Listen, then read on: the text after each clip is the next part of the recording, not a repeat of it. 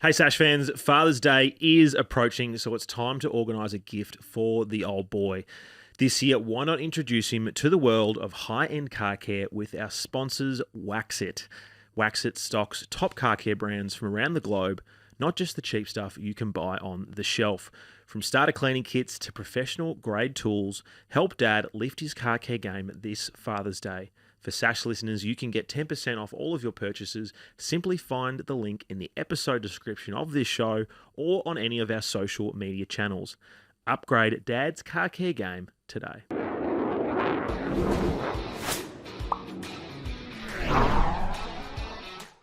Please be seated. Today we lay to rest another season of Don's footy. Another season gone too soon. It can be hard to put a year like this into words. We've seen it all before. We've heard it all before. And we've felt this all before. A seasonal emotional roller coaster with fleeting highs and many lows. For many, they are at their wits' end as 20 years of insurmountable suffering weighs them down. Is it worth it? Is there a light in this seemingly never-ending tunnel? My thoughts go out to those who swam their hardest against the tides. To Zach, to Jai, and to Sam, I am sorry. To those who attended every game, rain, hail or shine, win, draw or defeat, I am sorry. And to those who regularly tune in to this echo chamber of belligerent opinions and one-eyed faith, I am sorry. But as the wheel turns once again, we look ahead to the road forward. Weight carried must be shed, personnel left behind. For should the scythe of delisting not make the necessary cuts, it will be the fans who are no longer making the journey forward.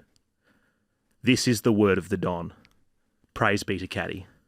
Praise be to Caddy.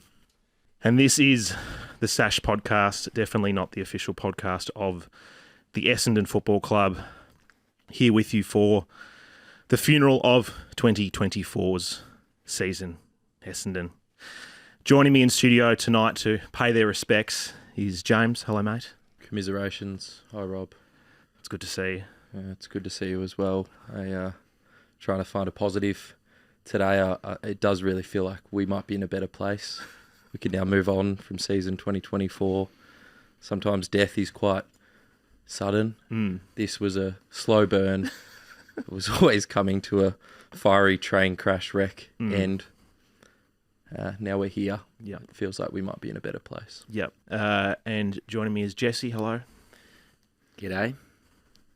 I blame myself for this one, fellas. I was at the game over the weekend and I just caught myself yelling Mac the Hack for a little while there, and it was very enjoyable at the time until, he really sealed the coffin and threw the rose on top of the year for us. And 7 losses in the last 10, a repeat on last year. I do have to say, I've actually been excommunicated from the board, and the idea of the train really has been the demise of my career. Yeah. And I hope that following me on a new train towards doom is a number of Essendon footballers that I'm sure we'll get to in due time. Oh, you lasted longer than that CEO of Essendon who was there for 24 hours. And, of course, it wouldn't be a funeral without an undertaker. And joining us once more is Mert. Hello, mate. G'day, mate. How are you? It's kind of liberating, isn't it? Maybe I'll just speak for myself, and it is liberating because... Justifying, would some say? It's not justifying at all. Like, I'm sick of the club proving me right so consistently. It's liberating in the sense that I just don't care, and you surely can't still care, can you? It's a question I ask myself a lot. Quite regularly. Should we give a bit of background context to the justification comment there? And I think it stems from when we were wind in our sails coming into the bye, and throughout all those wins, there was not a single moment throughout this year that our good Undertaker friend Mert actually put the shovel down, not ready to bury the coffin in the ground. And you were right, mate. Hope is stupid, and I think we should all learn from your wise ways. The Prince of Darkness. Yeah, I mean, it is a shame to be right again, but as I said, club continually proves me right. But yeah, to be honest, like, I was just never convinced this year when we're barely beating bottom sides, and I mean really bottom sides, like the West Coast when West Coast was bad, Richmond dream time, even, Hawthorn round one. North we actually did relatively convincingly beat, and that was about it. But then, you come to second half of the year and we're losing to teams like St Kilda and getting absolutely belted by them. Lost to Adelaide once, should have lost to them the first time as well. I think we've kind of had the wool pulled over our eyes to a certain extent this year, and I just haven't seen it. I'm not sure we've improved at all. Yeah, it's a hard one. Like, it's very easy to sit here and go, oh, well, I didn't expect us to do anything this season, and my pre-season prediction was 10th, which is looking very accurate right now. But the Oracle, as the year goes on and results happen, and you sit in the top half of the ladder or even in the top four, you do believe, because that's what you want. We all sit here and we want Essendon to be good, and we want to play finals, and we want to win finals. And even though there is part of you going, this isn't right, and this isn't right, and I'm not sure about him, and I'm not sure about that, there is part of you going, oh, well, we only have to win these games and then we're here. But yeah, it is disappointing. I mean, I'm definitely not as flat as I was 2 weeks ago. I think the St Kilda game was my rock bottom, and we've just, at least emotionally, I've just been coasting until agreed. We eventually were put out of our misery. It was GWS last year that was the rock bottom. And since then, the club has to actually prove something to us as supporters in the second half of the year, particularly when you're supposed to be playing for a finals position. Yeah. And they've just repeatedly failed to do that. Yeah, I guess, look, St Kilda, there was obviously zero effort whatsoever. That was the worst. It was nice to see effort last week, and we kicked straight in the last quarter and won that game. We didn't kick straight on the weekend, and we lose this game. I think for me, like, you think about early season and when people view teams, and you listen to various journalists, and I'm sure every listener and viewer has the people that they like in footy and the people they don't like in footy. There are some pundits who would say they haven't got a very good list. The game plan's getting there. They're not going to do well. Well, there's other people journalists who rate our list but think the game plan is not very good. And I think for me, I've been sitting here through the season going, where do I view things? Right now, firmly, I'm happy to say that I do like some of the way we're trying to play, and I'm happy to say that, and that's a positive for me. But I'm very much have a long list of people who I now think are just simply not up to it. And yeah, I'm ready to get the metaphorical bin out maybe later this evening and throughout the rest of the year. And yes, I know mathematically we can still make finals, but let's be real, that's not going to happen. James, what about you? What's your take? Well, just your point there, Rob, around, there was no effort against St Kilda, but then we got it the next week. Why is effort a negotiable at an AFL football club? And it's continually been the case. And I was on the positive side of it. Brad Scott, he's got his flaws, but the one thing that he will certainly deliver is effort, and players who get picked will chase and tackle, and they'll bring effort every week. And we might not be good enough, but I know there'll be effort. And that's probably where the positivity was coming from my side, certainly in the first half of the year. So to now be discussing, oh, well, we brought effort this week, maybe we'll get it next week, maybe we won't. That's probably the most disappointing thing from my side. Jess? Yeah, definitely disappointing. But as you say, in this comp, you only really have to be off just that 5%. But I don't think that there's any... The concern is how we don't build into seasons, and I don't understand what I don't know what the answer is, and that's what's concerning about this. I mean, one answer is pillaging certain players on the list that don't have... It's a good word.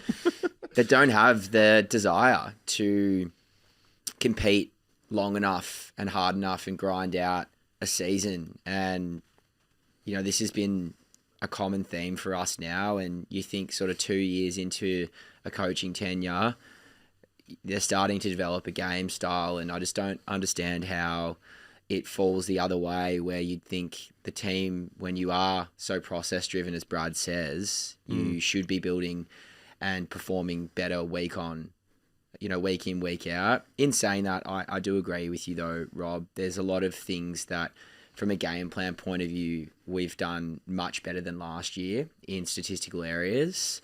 And it really has just come down to, I don't think it's, there are some players in this team below the shoulders that just aren't up to it. And you look at the defensive one-on-one numbers this year, and it does feel like really every time a team goes inside forward 50 against us, they look really dangerous. Our ground ball ability. The defence is actually the worst I reckon I've ever seen. I agree. When you've got like these key position guys just so consistently letting it out the back, and so consistent, like we would have all seen some of the numbers from the one-on-one contests work in our defence this week, and it's appalling. And like we obviously targeted that area, brought in guys to try and rectify that.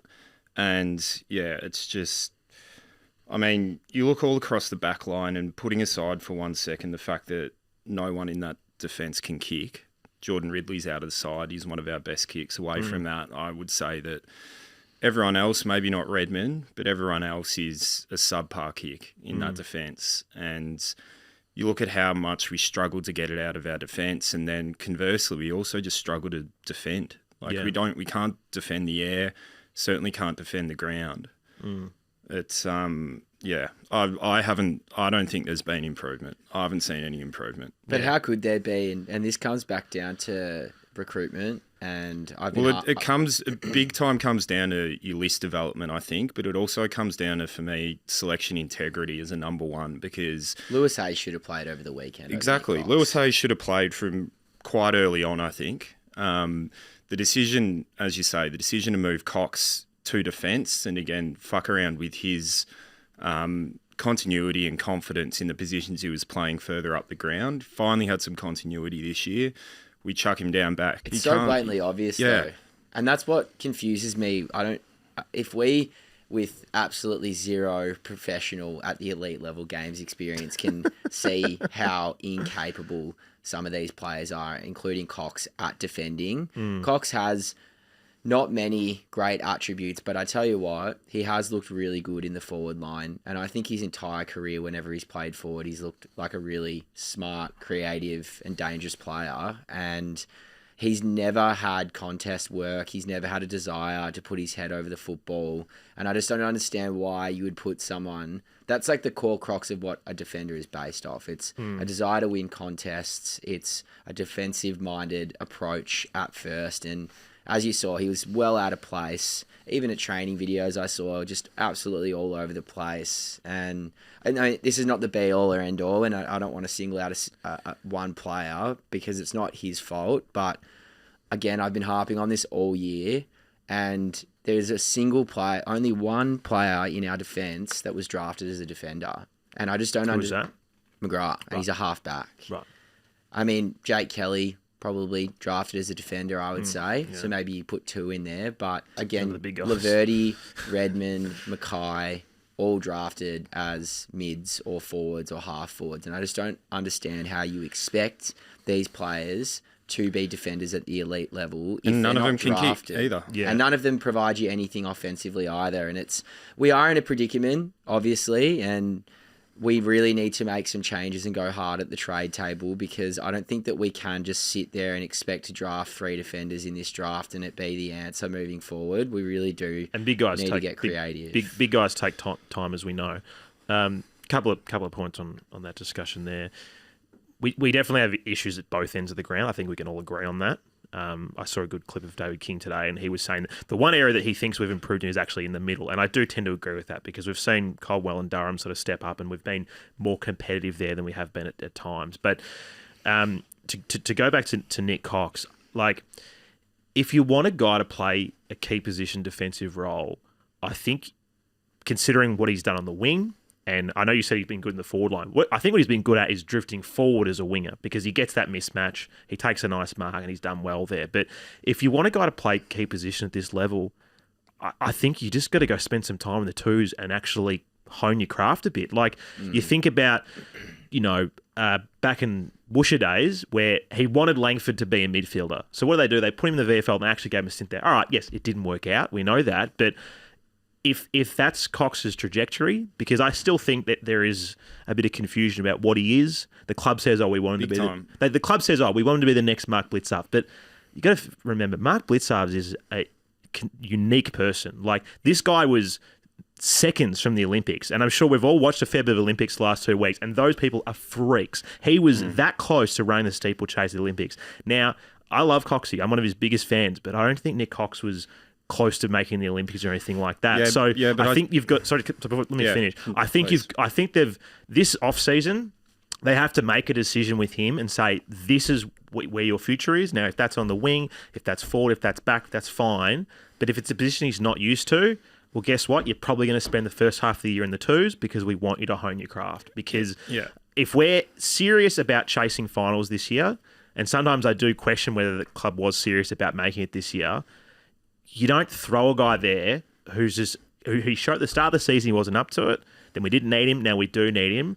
Like, jury's out on whether a kid out of the VFL could do the job, but I think you've got to consider that option because you have to give him, but that's part of it. Like, you have to reward form in the VFL. Yeah. And so you've got a kid who's playing really well in the VFL, who's deserved a call up from relatively early on. Kane Baldwin last year deserved a call up. We all knew that. We had good mail on that as well, and that there was a bit of unrest within the club in that respect. He got brought up for 2 games. He got dropped after getting 20 disposals and looking like exactly what we needed and a good user out of defence of the ball after dream time. You get this year, you've got Hayes playing really good footy for most of the year when we're crying out for a big key defender who's a better defender than Laverty. That's what we need.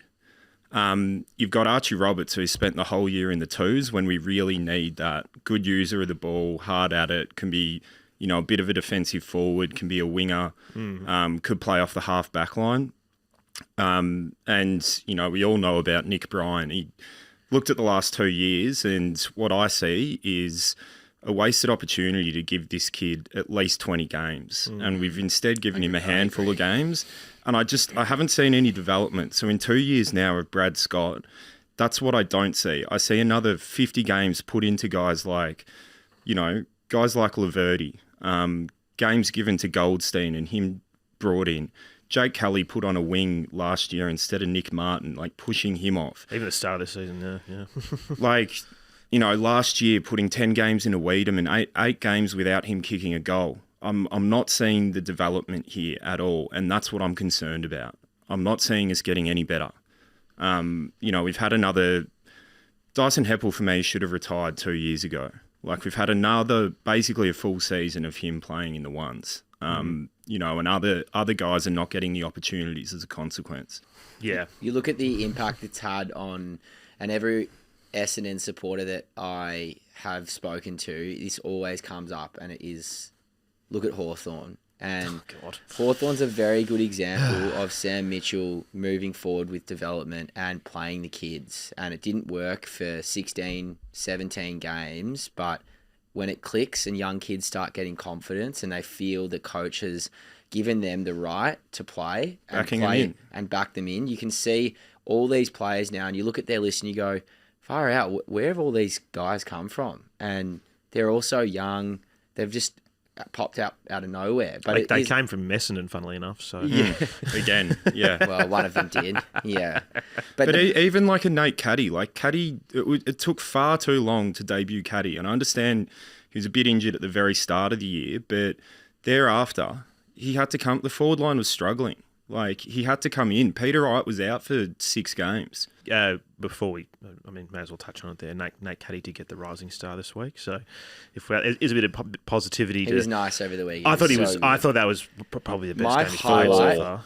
My highlight of Caddy, surprisingly to most, is not his ripper that he kicked from the boundary was him getting back defensively in the last quarter and taking a mark off half back, and that's what you want to see. That's exactly what you want to see. And I've pretty high aspirations for him to be our centre half forward. I think he's demonstrated to me that he's actually a really good kick inside forward 50, and he covers the ground really, really well. Jeremy Cameron type style running off half forward. I don't know if he's the full forward option for us moving forward. I think he'll be a lot more damaging up the ground. Yeah, at least while he's young, you want a bit of a run and a jump and not be trying to body on body. But yeah, I think I'd hope it's pretty clear that this is the guy we should be building the forward run around for the next God knows how long.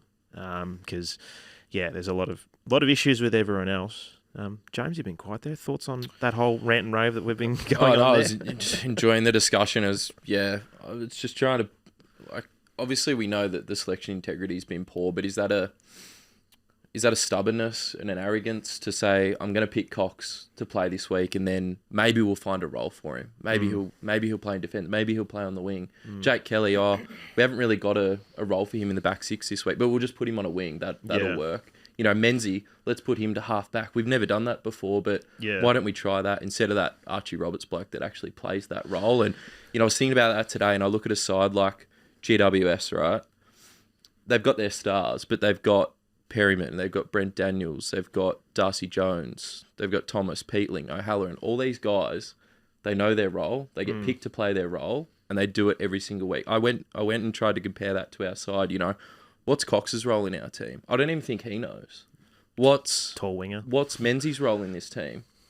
Is it small forward? Is it half back? Is it sub? Turnover merchant who doesn't put on any pressure, doesn't kick goals, doesn't put on pressure. Yeah. So, I compare, and obviously JWS far more developed than we are, but I think from a strategy point of view and a selection point of view, it's no real surprise that there's inconsistencies from our players. And, again, Cox, Kelly, Menzie, the ones I'm picking, they're not the only ones.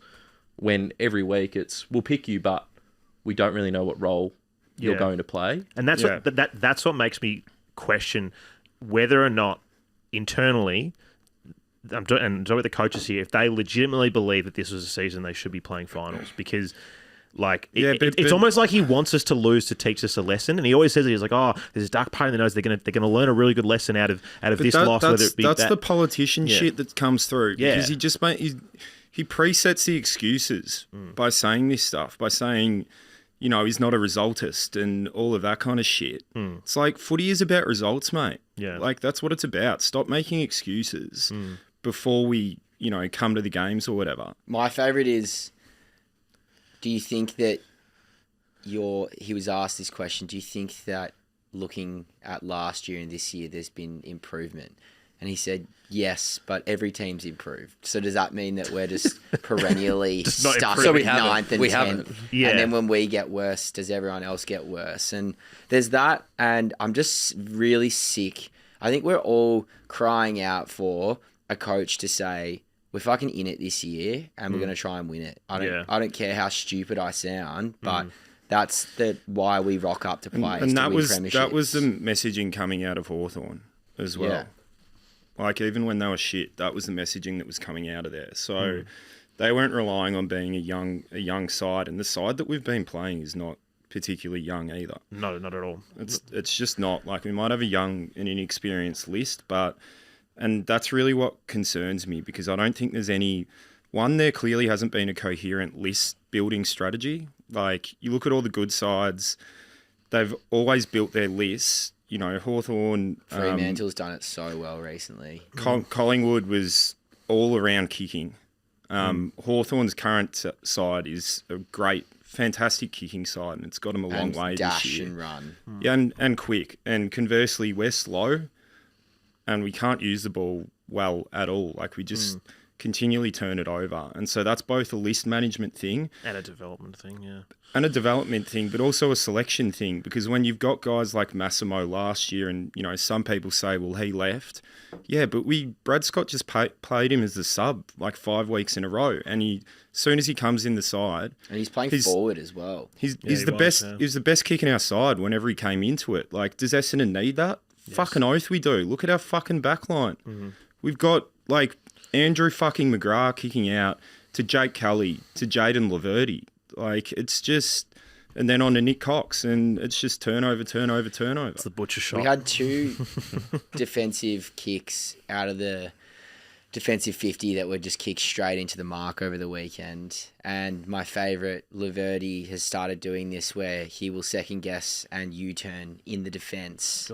And it's a complete and utter disaster, the defence at the moment. And we're all aware of that. I don't really know where we look forward at this point in time. I don't know whether they're going to re-list Baldwin.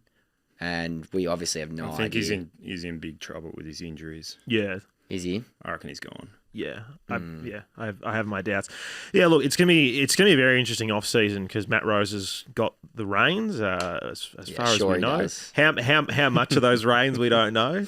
He's got strings attached to his arms and legs apparently from the puppet master. But even Rosa was an appointment by Vozzo. Like it's.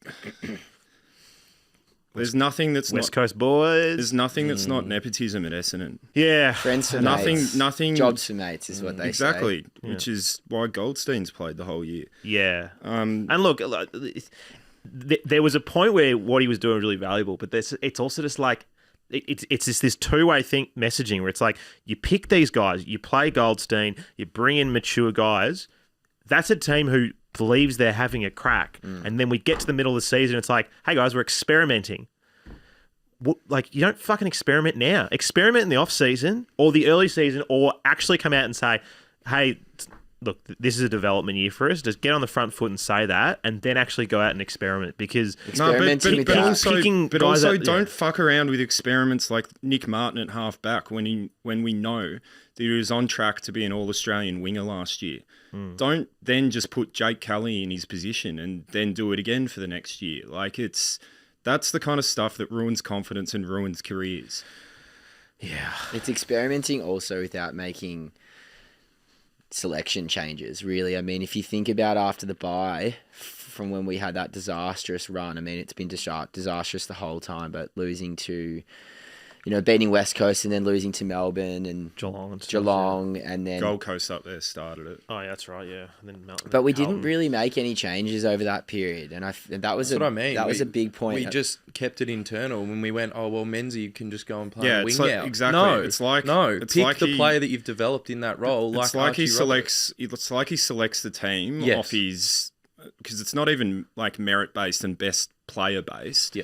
It's not a thought of positioning, but then it's just his, the favourites in the team. Yeah. And then I'll make it work. And then we'll see where we can fit in. Like the incredibly slow decline of Archie Perkins, where a ruthless coaches would have said, you've had 2-3 terrible weeks, we're going to put you in the twos. But there was obviously just we're going to give you the opportunity to get back to form in the ones. 1 week later, hasn't done it. Another week later, still hasn't done it. Another week later, still hasn't done it. Now you're the sub, and now you're out. Like, even why do we phase people out by the sub? Just like that was one of the worst selections. It took us until what round was it? 8? Like I forget what round it was, but then finally we go, all right, we're going to drop Peter Wright and Dyson Nebel, which was good. I was happy to see that. But then we brought him back 2 weeks after without them one week later. Yeah, without them having played a game. Yeah, there was no game. It made again, there's just nothing to that. There's no integrity behind that selection. Yeah, it's just very all over the place, and it's the same old skeletons in the closet that have been made known to us from North Melbourne supporters, and it's going to be really interesting to see whether this is a common trend moving forward, because we're North within 3 years. If this same trend without the good picks, does that mean we're going to make a prelim? I hope so. Jeez, I'd give up a lot to make a prelim at the moment, to be honest.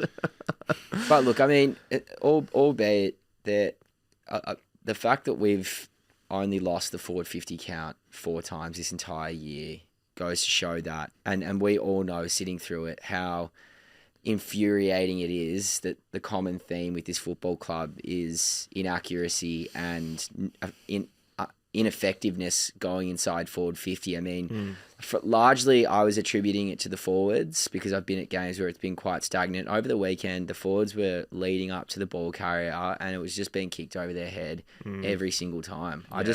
I don't understand how we can, and it's almost the way that I see it.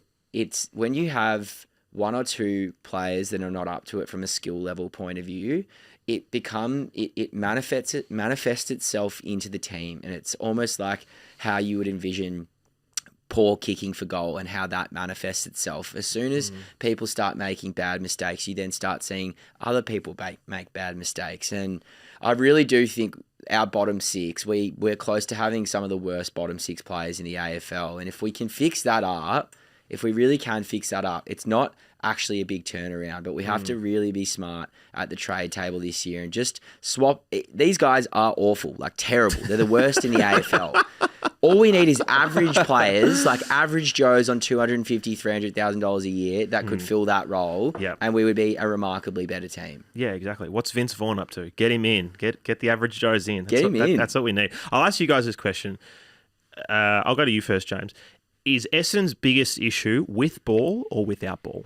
Both isn't an option there. There's no option. No.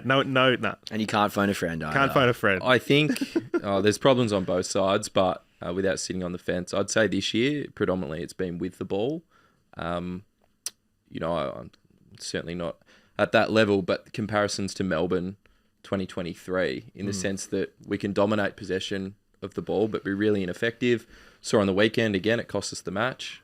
Kicked 1 goal 9 in the last quarter with, I think, 85% of the ball in our half for the quarter. The Carlton loss as well, whilst that was, a bigger gap on the scoreboard. We dominated that game from a possession point of view, yet couldn't take our opportunities. And, plenty of Essendon fans will be listening, agreeing to this, that you sit there and you wait, and you know that the ball's going to get out the back eventually, and they're going to kick a goal. Momentum shifts eventually. Yeah, and you it does. just know when you haven't taken your opportunities. I remember watching that Gold Coast game in the second quarter, and we did dominate again. And even in that fourth quarter, you just knew they were going to get 5 minutes, and that's where the question's difficult to answer, because when that 5 minutes happens, you will undoubtedly know that a team will score from 50%. I mean, the AFL average is 47% in terms of scoring from inside, or forward 50 effectiveness. In the last 6 weeks, teams have been scoring well over 50% against us. Yeah. I mean, it's been really, really hard to watch. Let's see it. I agree with all your points about the defense and the issues that we've had, but there is a part of me as an amateur footballer who's played in some god-awful sides, have lost by a lot of points, that I feel for defenders who have just the ball coming in at a rate of knots with no pressure up the ground. Like I do feel for guys like that. But then again, there is also those issues. Jesse's I don't necessarily agree, though, that there isn't pressure on the ball. I feel like there's a lot of times where there's pressure on the ball and our defenders are fully incapable of winning one-on-ones. But when the ball hits the not ground. even one-on-ones. Like games. I said at the start, they just let it get. How many times do you see the ball get out the back from a marking contest and from a pack, and you just see like a Laverty coming in to spoil, crashes the pack, misses the ball, out the back, Small gets it, goal. Yeah. It just happens like that. Same question to you, with or without ball? I would say with ball this year. I mean, if you look at the amount of game, as I said, like we've lost the forward 50 entry count 4 times this year, and that's pretty remarkable to think. And you only had to have watched 10 of those games less, 3 or 4 of those games where we did win the inside 50 count, to just see what we lack is a killer instinct. We really do lack the ability to put teams to the sword, and there's been a number of times this year. A great example of that was Freo over the weekend, last weekend. Langford kicks a goal, we're up, and then 2 minutes later he drops a mark right in front of goal and could have gone back, sealed the deal from that point onward. You look at the Adelaide game. There's so many other games, even the Adelaide game away. I'll give you a more recent one. Saturday night. Saturday night, exactly. They kicked 9 behinds, Jesse. 9. I've never seen it in a team that just does not want to put a team away. And you look at all of our winning margins this year, there's a reason that we have the 4th worst percentage in the AFL, and it's because every single game that we've won, the margin is on average between 1 to 12 points. Yeah. And the teams that we have beaten by 5 or 6 goals, I mean, one was an awesome day against the Doggies, another day was within 20 points against GWS, and then the other one was against North. Yeah. every other game, you look at the amount of shit sides in the AFL that we should have buried. And, I mean, everyone having a go at Stringer can honestly boot. Like, yes, he was frustrating over the weekend, but he's been played out of position all year in the midfield. And every time, the first half of the season, are you wondering why Stringer was so effective? Is because he was playing one out in the forward line. They then decided to experiment and put him through the midfield. It was a terrible idea. He can't defend. He wasn't winning ball. These last 2 weeks, he was pretty much best on ground against Freo. And really, he had the opportunity to win the game for us over the weekend, and it's disappointing that he didn't. He blew it.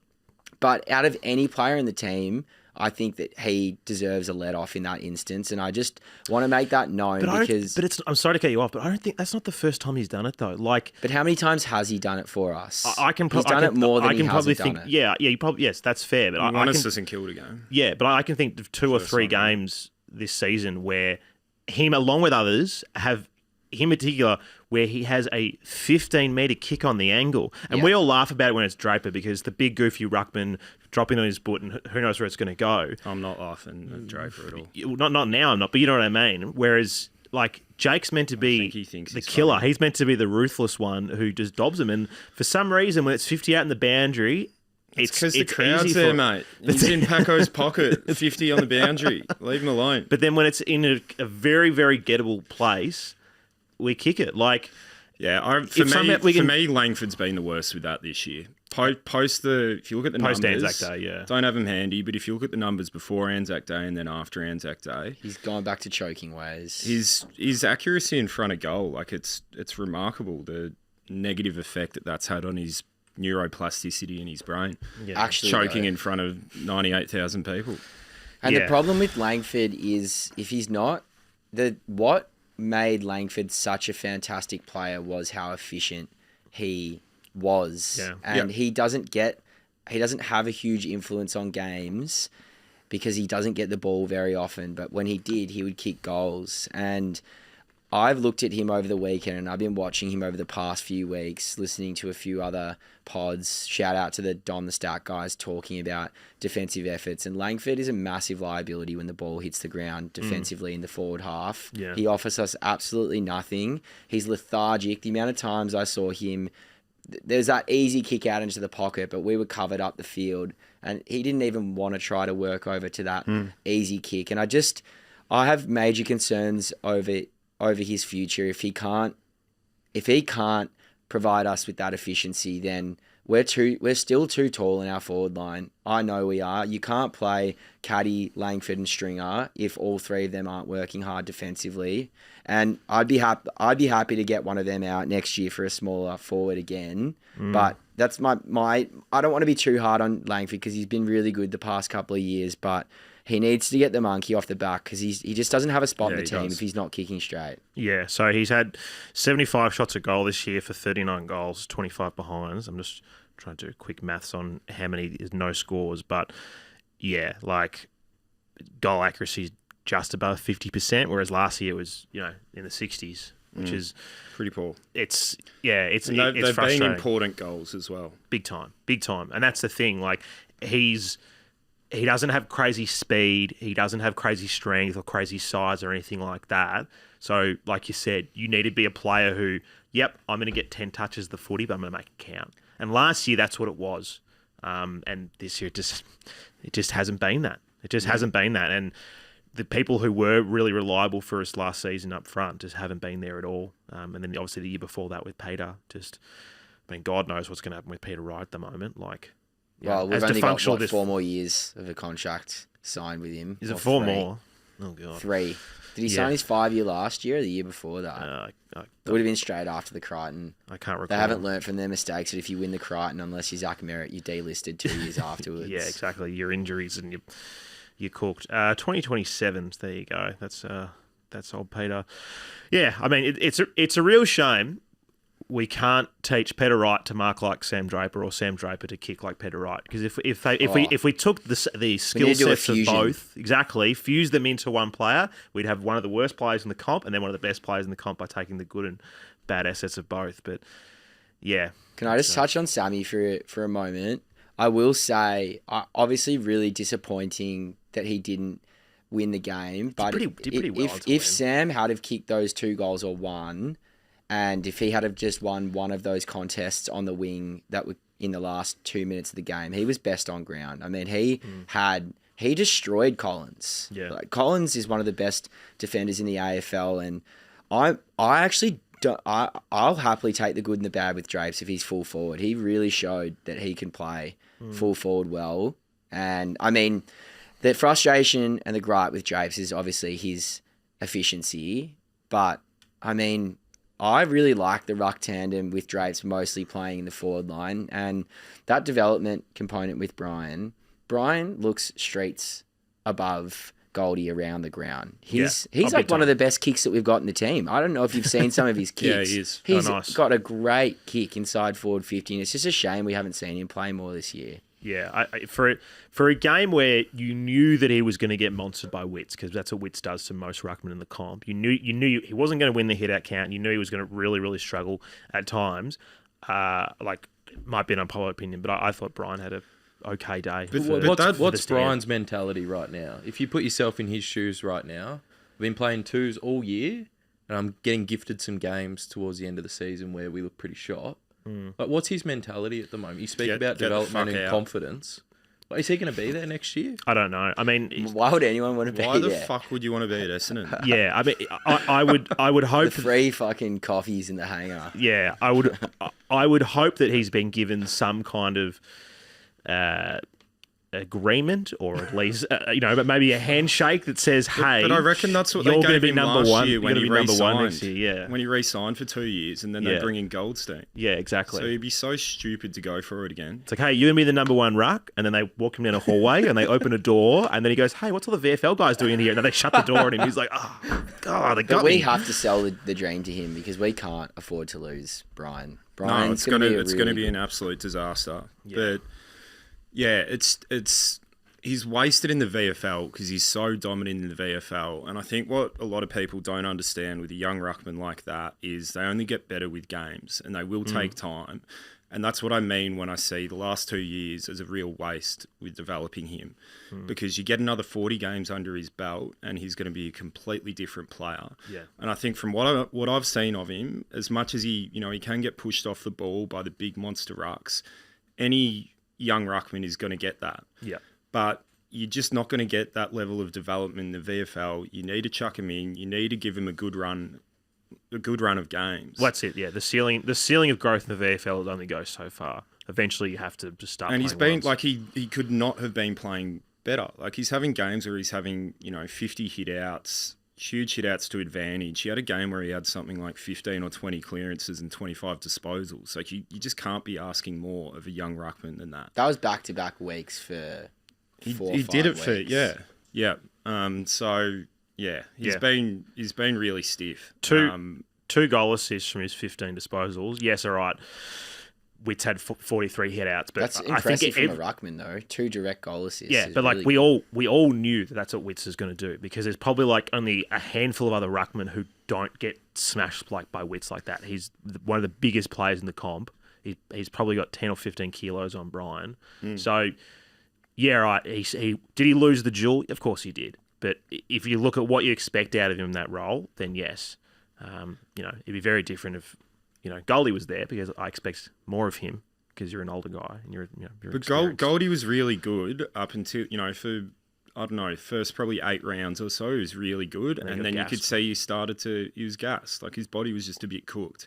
He needed to just have a run in the twos or just have a spell altogether. Get Brian in, give him 4 weeks. Then, if he needs a rest, then bring Goldie in. It should be like you bring in a senior player like that to teach guys like Brian. Yeah. And they should be working in tandem. It'll be great when they drop Brian to give Goldstein a farewell game. Essendon champion. Oh, he's not getting a farewell game. He's getting another year. Yeah. God. Trust me, he'll get another year. You'll see. Hey, just on the ruck topic, I do want to say, you've heard this first. Vigo Vicentini, we've got a player there. You reckon? Yeah, he's a really good player. He's very smart. You watched the twos on the weekend? I've watched a fair few games of the twos, and he's crafty in terms of the fact that he kicks goals. He's very skillful. He's actually athletic and has agility. as a ruckman. I don't think you can, as an 18-year-old ruckman in the VFL, hear me when I say this, he'll be a good player for us in the future. Did not go to a Bayside grammar school, apparently, as well. Yeah. Well, that Big plus. certainly... Oh, speaking of Bayside Grammar, boys, by the way, ticket verse, best seats in the house. Yeah. I had an absolute ball. Were you sitting in front of the box? I was. Yeah, they're and good I, seats. when Drake's... How was Brad's face when we lost? Did you I turn around and look? didn't look. I didn't look. I didn't look. But I do remember when Drake's kicked the goal, Goldie was sitting right behind my chair, and I was like, "That's all you, mate. You coached him into this." And I didn't know, he wouldn't know what I was saying, but I love how coached they are not to look at you, because I reckon I turned around like 4 times banging on the window. Probably never be allowed back there ever again. But the point of this story was, geez, McGrath was fucking soft over the weekend. The amount of broken tackles that he didn't lay a single tackle until the last quarter, and I was calling him out all day to lay a fucking tackle.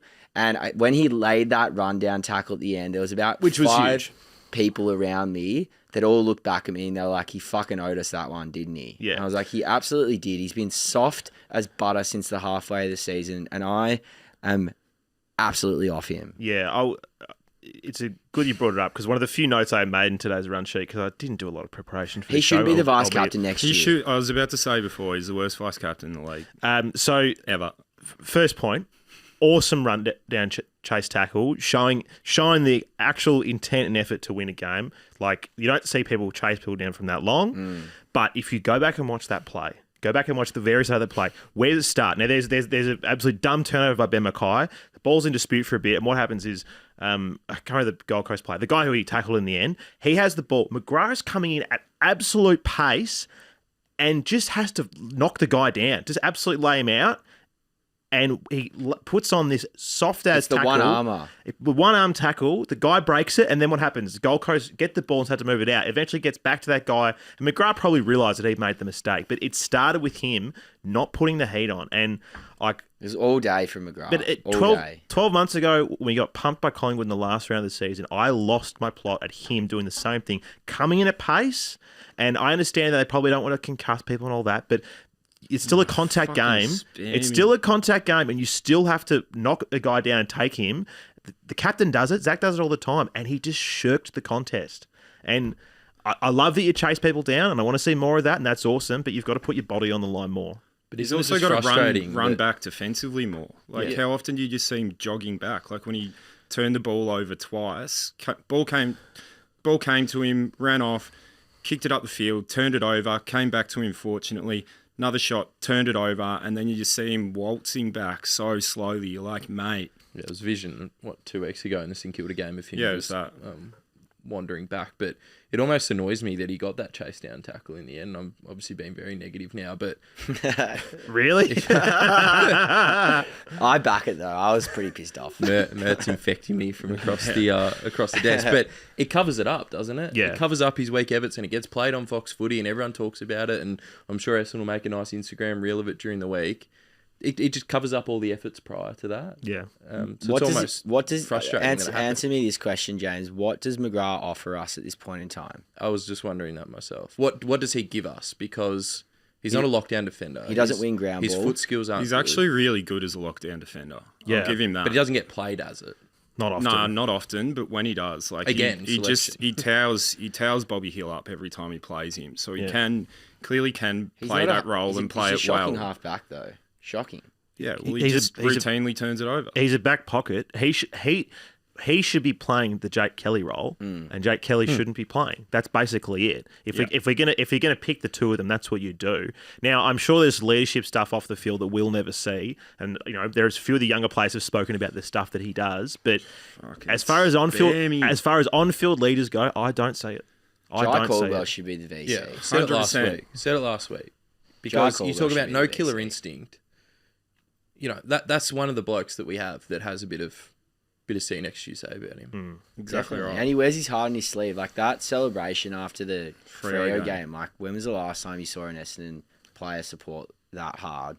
Like, you could see how much it meant to him, and that's what we're all calling for and asking for. And I'm sorry if Andrew McGrath It was gets him again against Collingwood when he kicked that. Yeah, and that goal from the set and he shot. also was talking shit to the Collingwood player, Yeah. and then he just dobs it in his face. I mean, we need It was that. the hardest shit. We need that bravado Sick. in the team, and I'm sorry, but if we're talking about renewing memberships, I'm not going to renew my membership if fuck no. McGrath is the vice captain next year. There's no fucking chance. Yeah, you wouldn't be alone. Just a quick one before way. we go to a break. For those of you who know the A-League at all, now there's not many people do listening, but for those of you who know the A-League, I just want to say Jay Gresham's impersonation of Karen Bullitt was one of the greatest things I've ever seen. If you don't know it, I highly recommend go look up Karen Bullitt offside goal for Western Sydney Wanderers. It's one of the greatest passes you'll ever see. He hits this absolute worldie, goes into the crowd, shirt off, going absolutely mental, and it's an offside goal, and they get called back. Damn. And Jay Gresham's goal there to, what should have sealed the game, whether or not that was a free or not, but like it was a pretty obvious push. But then, yeah, just the absolute celebration was We being all called were. back. I don't know if was anyone else there. Was it anyone at the game? I watched it at home. I was on too. Did you? I was like, I don't know myself. if on. It looked like everyone was going nuts. Did the TV? It looked like everyone was going nuts. Did the TV think that it was a goal? Or did they go straight to the umpire? I was close. immediately? You could hear it pretty early. Yeah, see, at the ground, we were losing it. Like, absolutely losing the plot. And it was that 10, 15 seconds later that we realised it had been called back. It was pretty devastating. Yeah, Karen Bullitt 101. Let's take a break, everyone. Let's do some hot takes, and then that'll be Bin, and then the bin. And then the bin. Yeah, bring the bin out. Put me in the bin. Wheel it in. Back after this. Welcome back. Part 2 of the show. It is, of course, time for hot takes.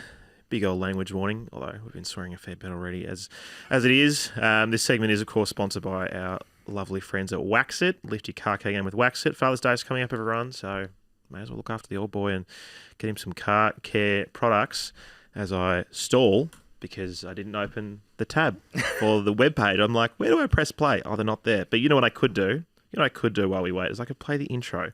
Why don't I do that? Let's No, play the intro. I don't want to hear the song. I'm over So it. upbeat. I don't want to hear the Essendon theme song. Well-adjusted opinions onto the pod. On the Sash, it's Hot Takes. It's the one time we get to listen to the song each week. Well, that's it, yeah. You only hear it 2 more times for the rest of the season, I think. And that'll be when the boys are running out. All right, let's get into them. Thanks, everyone, for seeing them through. So many this week, as you can imagine, after a game like that. And apologies to all the people who don't get played. A lot of great people sent a lot of good content through, but some of them are just a bit too long. So, unfortunately, I'm not going to play them all. So, we're going to try and keep them short tonight. This first one's from Laurie McNeely. Thank you, Laurie. I was born in 2005. Our last finals in was 2004. I have never in my lifetime seen Essendon win a final. Do you know how embarrassing that is? I've just watched us kick 9 behinds. I've just watched Jake Stringer miss about 15 shots at goal. I am in disbelief. I get bullied for this. Poor Laurie. That's a rough life. Getting bullied. You know when we were kids, I mean, I'm not sure about the areas you fellas grew up in, but when I was a kid, it felt like 1 in 3 or 4 kids had a Don's jumper on. Look, I can't say how frequent I was kicked very much of these days. I won't for a few years, but I reckon there wouldn't be many. Wouldn't be many at the You'd be moment. brave. You'd be real brave, yeah. We used to play Dons v not Dons in Auskick. There you go. And it was East Malvern. Thanks, Mark. Yeah. This one's for you, Mert. This is Mert, help me. So this will be good. Mert, mate, if you're listening, teach me your ways of how to be the Prince of Darkness. Mate, I wish I was as negative as you. I can't believe it, but I don't like this. I don't like being positive. I've been positive my whole life as an Essendon supporter. I don't know what's wrong with me. I always think of the positives because I just try to find something good about my team. And you're probably sitting here rolling your eyes going, yeah, well, nothing good about the team. I agree with you. Please, teach me your ways. Please. Have you got any advice for the young man? Yeah, well, you're part of the problem, mate. That's a good point. Stop going. We actually are all a part of the problem, though. We really are. We keep showing up to games. We keep giving them our money. Well, that's why I apologise. Anyone who shit. gives the club money is part of the problem. I apologise off the top to everyone who listens to this show. I am sorry. Do any of you guys have a eulogy, by the way? I didn't even ask. Does anyone have anything? No, that's all right.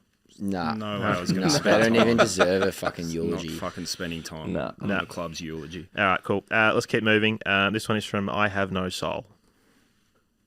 Oh, look to the positives. I was going to do a fucking 2.5-hour drive to go to that game. But no, I did the right thing. Stay at home in the comfort of my home. Didn't hurt anyone. Didn't abuse anyone. Just nice, chilled, and relaxed. And fuck me! Oh, 1-9 in the last quarter. Are you fucking kidding me? They haven't beaten us at Marvel the whole time they've been in the fucking competition. And tonight, when we need to win to potentially make finals, but you know what? Thank fuck we're not going to fall into the 8 and lose by another 10 to 15 goals and bottom out. I put it down Bring the to. food, boys. Oh, there we go. I Had a put, good year. There we go. Had a good year. Sorry. I put it down to, and I fucking hate this person so much. It's the fucking Damien Hardwick curse that's gone over to Gold Coast now. Now he can't fucking beat them. Yeah. What a joke. What a fucking joke, man. And you see how much he loves beating us. Yeah. Oh, my God. It was so predictable that we were going to be their first away win, wasn't it? We spoke about it on Thursday when they didn't beat West Coast over there. Yeah, that's when you just knew that this was penciled in. You knew it was going to happen. Yeah. And it did. The script writer put it in. I think it's actually the first time, this is what they said on SEN today, it's the first time that Gold Coast has ever beaten a team, the same team twice in one season. So that's also another good one. Another Dons. first. Woo! Yeah. Record Bombers. Just waiting for Tassie to come into the comp because Yeah. they'll be looking for our You know name when you on the like, fixture. you know when you have those like achievements next to your name as a player. I'd love to see all the bad achievements that Essendon has accumulated over 20 years. Oh, they'd be right up there. Yeah. There's also on that when he talked about like getting into finals. Adrian, our friend with the debrief, said the most Essendon thing ever would for us to better beat Sydney on the weekend just to prolong this for another week and then lose to Brisbane by 100 points. All right. I reckon the most Essendon thing ever is having the best coach that we've had in the last 20 years there available to be selected and instead deciding to go with a failed former North coach of 8 years. There we go. We know who you're talking about. Next one's from Dr. Death. Thank you, Dr. Death. Patient name, Essendon, season 2024. Time of death, roughly 10:15 p.m, Saturday night. Cause of death, choking. Disposal of body, in the bin. Very good. Nice. Very good. You know what, boys? I wasn't going to play this one, but I've decided that I don't give a shit. This one is titled, I know you can't play this, but hopefully you get a laugh. So I'm just going to play it anyway. Brilliant.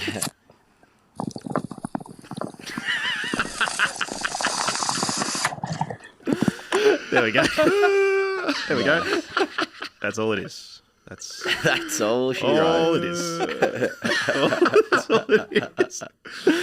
Shout out to that man, wherever you may be. He would have had some extreme paranoia after that. Yeah. He would have been like, why did I just send that in? Did I Why send do it? I support Essendon? Yeah. He's stuck on a couch somewhere.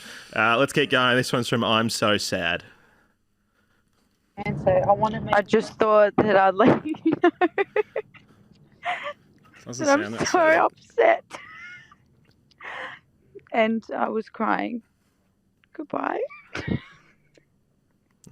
don't know if they're I'm actually not sad or convinced. Not convinced? I'm not convinced. Question marks over that one. Yep. All right, keep going. This is Saddened. Jesse, I hope the train board fire you so hard. Oh, God, I hope they fire you so hard. I hope they never allow you back on another train ever again. You know what? Even a bus. Bus, train, tram, maybe even an aeroplane. I don't know. No public transport for you, mate. We're shit. There we go. There you go. I'm actually probably going to dispute my kicking off the board because that sounds like there was some leaked information from board discussion. So I might be able to weasel my way back in. If anyone does see Jesse on public transport in Melbourne, just give him some. Just give him a bit of lip, I reckon. Yeah, just make my life even harder, Yeah. please. I live for misery. Yep. Okay. Next one's from Questioning Father. Thank you. I'm welcoming my son into this world in 4 weeks' time, and I'm genuinely contemplating, do I bring him into a world of pain and support Essendon? 20 fucking years of this same shit. I don't think I'm going to do it. There we go. 20 years. 20 years. Long time. Next one's from Jason's Sports Desk. Thank you, Jason. Rowan, Elliot, Houston, Andrew. 20 years, 7,000 days. Oh boy. Quick story. I'm not that much of an avid movie watcher. I don't really keep up with the hottest TV that crosses whatever topical streaming service there is out there.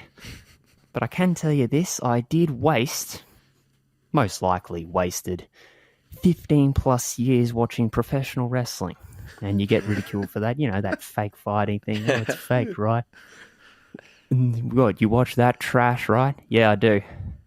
And for all the years I've spent that time having to wear the insults of this is fake, this is trash, there's always that one time when wrestling does something so perfectly right that it reminds you, yes, this is why I'm a fan. This is why I love it. And sometimes wrestling will present you a story in which the hero does win in the end. Tonight is one of those nights where you can blatantly see why. Maybe I haven't wasted those 15 years after all. Nice. That's dark. That's real dark. That is quite dark, isn't it? That's good. Next one's from Ronnie Lerner. Thanks, Ronnie.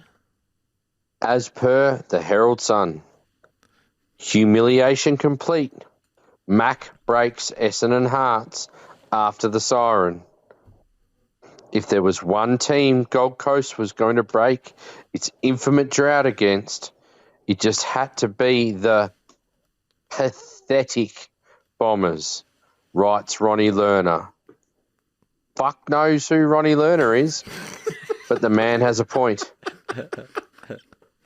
Oh, Lerner. Learnings. Fuck me, it's happening again. Shout out to Ronnie Lerner at the Herald Sun. I do enjoy his articles. They're usually pretty good. All right, let's keep going. This one's from Hopeless Don. Boys, don't be fucking resultist. We dominated. It's a shame we can't kick a fucking goal. Fuck me. I think that guy was in the shower. Yeah, that sounded like a late night shower. Yeah. So the family can't hear the hot takes. Speaking of late night hot takes, someone sent in 2 hot takes between 2 and 3 a.m. Like, obviously I'm asleep, so I didn't see anything. I wake up the next morning and there's a message to the page going, please don't play them. I regret sending them in. So shout out to that man. He knows who he is. This next one is from Sam. Thank you, Sam. Thank you for letting me do my 2024 eulogy. $4,000 in membership fees in my time. What a waste. Top 4 at round 17. What a waste. Kyle Langford in the number 4. What a waste. I was 4 when we last won a final. What a waste. My 4th time writing a eulogy for this wonderful pod. What a waste. Rest in peace, 2024. What a waste. Very good. I like it. Very good. The darkness is back. Hey, Drapes, you don't happen to still have that gun that you had out there on the ground tonight, do you, mate?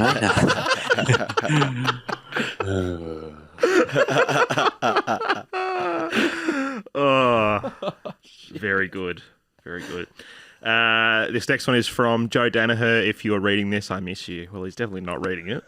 Alrighty, just at the train station, waiting to board the train. Oh, here it comes.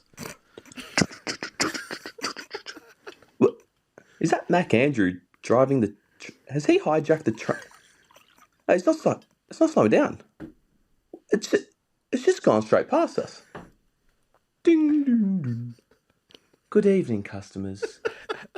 The 10:54 finals, stopping all stations to September, has been cancelled. Oh, fuck!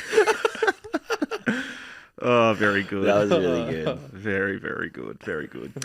Let's do a song, why don't we? This is Behind Brad's Eyes.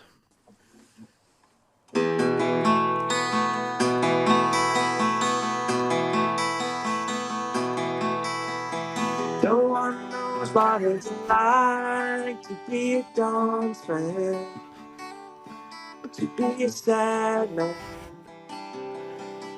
behind Brad's eyes. Well, that's all you're getting. The Dons don't deserve any more words or lyrics or song. That's it. Go home, go back to your knitting, have a good fucking summer. Go the Aussies. There we go. There we go. Garrett's in Canada. Thank you, Garrett. Yes, welcome back. Well, boys, I went against the better advice of people online and purchased AFL 23 on Xbox, and can finally say in my 11 years as a Bombers member, I got to witness a finals victory. Season's over. Play the kids. Up the Plains. Very good. Very good. Couple more. This is Daniel the Adelaidean. Thank you, Daniel. Trade offer. Collingwood receive Laverde, Cox, Menzies, Kelly, 2 first-round picks. Essendon receive Billy Frampton. This might be the only trade that fixes our shit club. Don't know what else will. Go Plains. There we go. Thank you, Daniel. Thank you, Daniel. Now, we're going to wrap up with a couple of songs. We've got a few songs here, so I think I'm going to try and do is I'm just going to try and play them back to back. So let's enjoy them. So the first one is Tracy Chokement.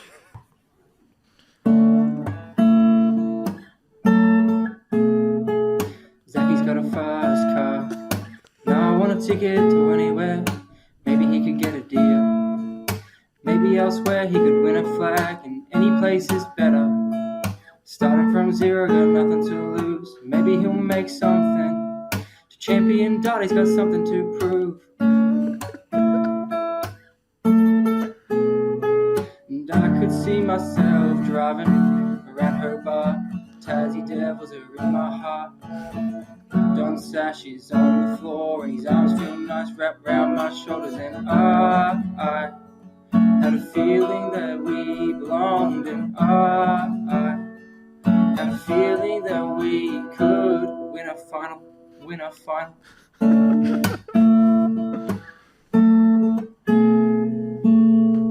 Very good, very good. This is Big Daddy Mac.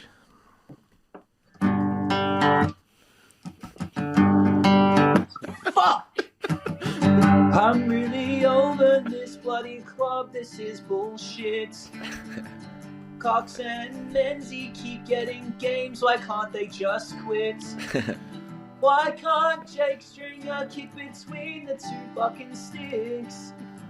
I just want my Dyson Pebble to see a premiership, but we'll settle for a finals win. Now is that too much to ask?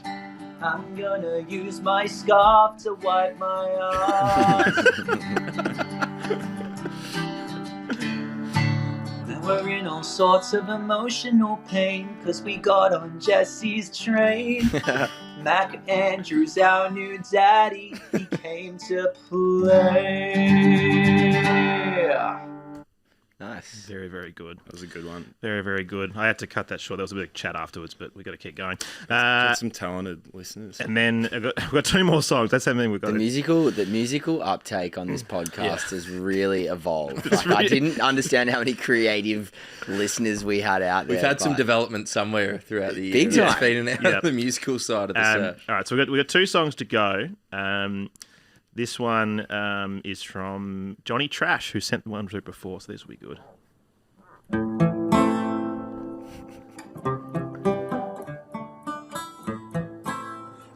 I hurt myself today to see if I still feel. I focus on the pain,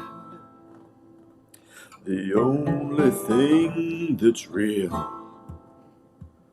So I went to the game, hoping for a win. But I forgot one thing. We are Essendon.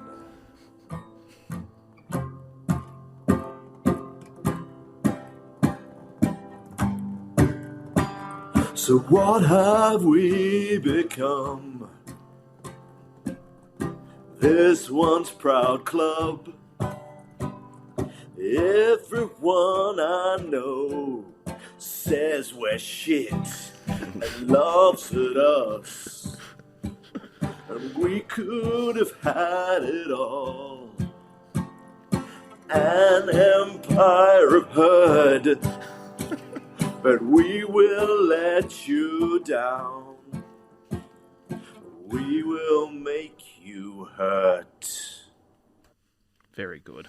Very, very, That was very good. incredible. Very, very good. Do you think that people will get around us if we ever get good because we've been bottom feeders for so long, or people will just fucking hate us either way? People just hate us, I think. That's just it. Yeah, same. Last one. Yeah, you're not alone. Last one. This one was emailed in, actually, which is nice. I think they've actually done a bit more composition than just holding the phone up, which is nice. People are allowed to do it if they want.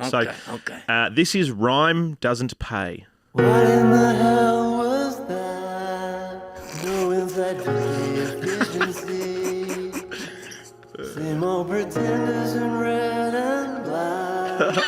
Can't wait till bright just a memory. Seasons of wash, I feel all alone. Oh, pretty please, just abandon the zone. Essendon sucks. This club, you can just get fired.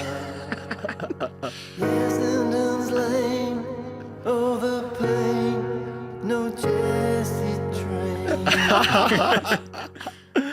Wow, that was good, man. That was Well good. done. That's a clapworthy. That was that was like original as well. Yeah. That's some serious good shit. Serious talent. That's got to be up there with one of the best of the year. Serious talent. I'm just trying to... Definitely don't think anyone's made that before. Yeah. No Jesse train. Pretty safe bet, I reckon. Yeah. I'm assuming Rhyme Doesn't Pay is the name of the artist because there's no name on this email. But thank you very much for sending that in. That was really good. Absolutely beautiful. And we love that. And that sounds like a very good song if we were walking the casket out. Like the No Jesse train. And then the doors close behind us. Yeah. Well, on that note, everyone, I think that will wrap us up for an evening.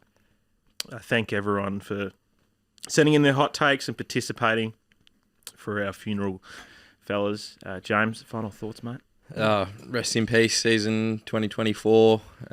Give us one player in the bin. Just one. Well, yeah, we'll go. We can keep going around until we don't have anyone else. So we can start. We start with you, James. Who's in the bin? Why don't we go bin, keep, trade? Bin, keep, trade. And Andrew McGrath. Trade. I actually don't even want trade. Just fucking put him in the bin. Bin. He's bin for me. Bin. Yeah. Bin. Nah, he's trade for me. I'd trade him. Bin. Keep him. Next. Sam Draper. Keep. Bin. Keep. Darcy Parish. Bin. I think his body's fucked at the moment. I'm a bit worried about Darcy. Keep. Keep. That's big for me as well. Keep. Kyle Langford. Keep. Bin. Bin.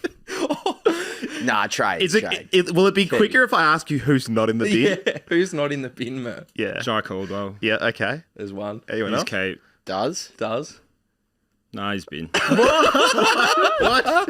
Nate Caddy? No, he can stay. Nate Caddy? Yeah, Caddy's staying. Merritt? Merritt? No, Merritt, we got to trade. He deserves better. Sam Weideman? Yeah, well and true. He's been bin for years. I actually looked through this, and there's Gresham bin, Setterfield already bin, Perkins? Cox bin, Mackay? Perkins bin, Ridley injury bin, Let him cook. Laverty bin. What's the minimum number of players you need for a season? I don't know. Hayes bin, Hind bin, Wright bin, Heppel bin. Duz can stay. Jones bin, Brian stay. Mackay? Paco's dead. Paco's bin.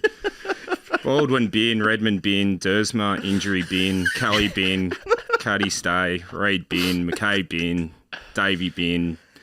Yeah, the rest are in the Pre-season, we're looking relatively light on, I think. Yeah, we're going to be fielding a basketball team next year, I reckon. Top-ups. Oh, well, that was good. That was good. You know what? Let's just leave it there. I don't think there's anything more to add to that, to be honest. Thanks, everyone, for tuning in. Well, yeah, there's a pod on Thursday for the preview of Sydney's game. God knows what I'm going to talk about. But until then, love you and leave you. Bye.